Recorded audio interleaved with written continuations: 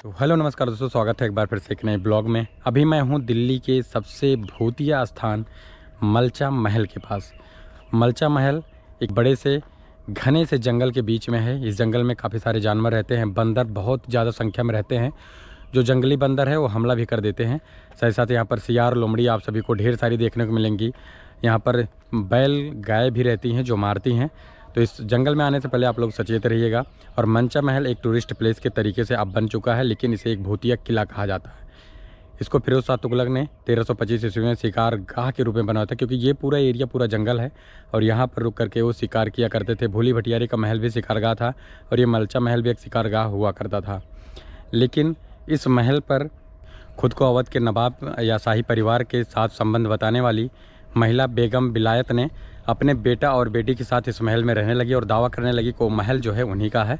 तो इस तरीके से वो यहाँ पर रहा करती थी। बाद में जो है उनकी मृत्यु हो जाती है तो उनके बच्चे जो है उनके शव को 10 दिनों तक ऐसे ही पड़े रहने देते हैं, बल्कि उसका अंतिम संस्कार नहीं करते। उसको कुछ लेप लगा करके उसको रखने की कोशिश करते हैं, जो बाद में धीरे धीरे जो है बॉडी उनकी ख़राब होती गई।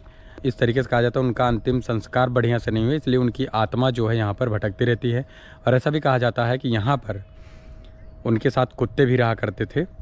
और इसको जब खाली करवाने का प्रयास किया गया था उनसे, तो वो अपने आप को इस घर में कैद कर ली थी और बाहर नहीं निकल रही थी। बोल रही थी कि हम यहाँ से नहीं जाएंगे। और साथ साथ इसके बारे में ये भी कहा जाता है कि उन्होंने आत्महत्या कर लिया था।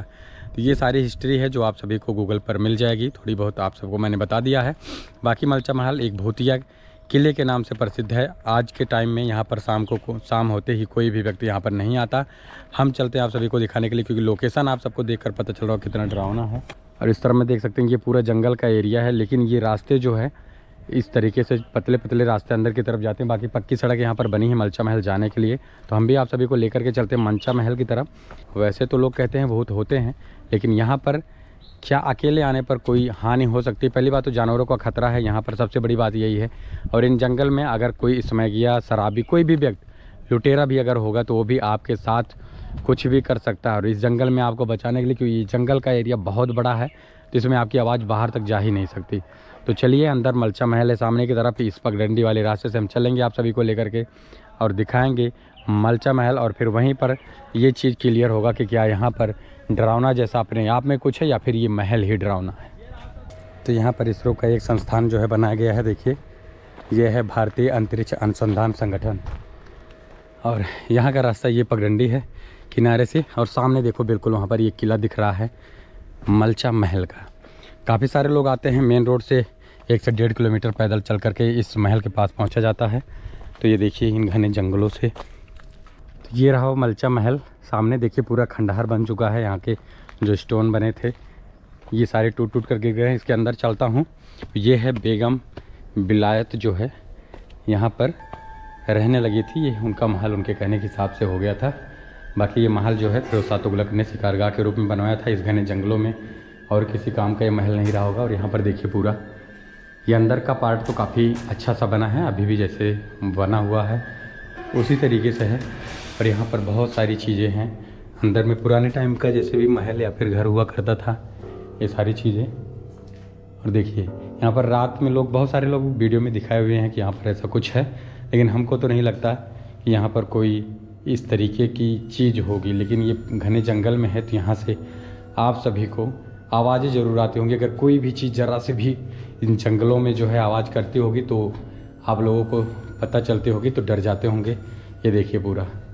और बाकी क्या है यहाँ पर, अगर इसको प्रोटेक्ट कर दे चारों तरफ से गेट हो तो इसके अंदर आदमी आराम से रह सकता है। हमें नहीं लगता कोई डरेगा, लेकिन पुराना है और इसका नाम इतना बदनाम हो चुका है कि डर अपने आप में ही कुछ नहीं है। देखिए यहाँ पर ये महल, हाँ, लेकिन जो लोग कहते हैं आत्मा होती है और मानते हैं, तो हो सकता है इसमें ऐसा कुछ हो। लेकिन हमारे समझ में दिन में आओगे तो आप लोगों को ये सारी चीज़ें नहीं मिलेंगी, बल्कि यहाँ पर आप सबको ये मिलेगा।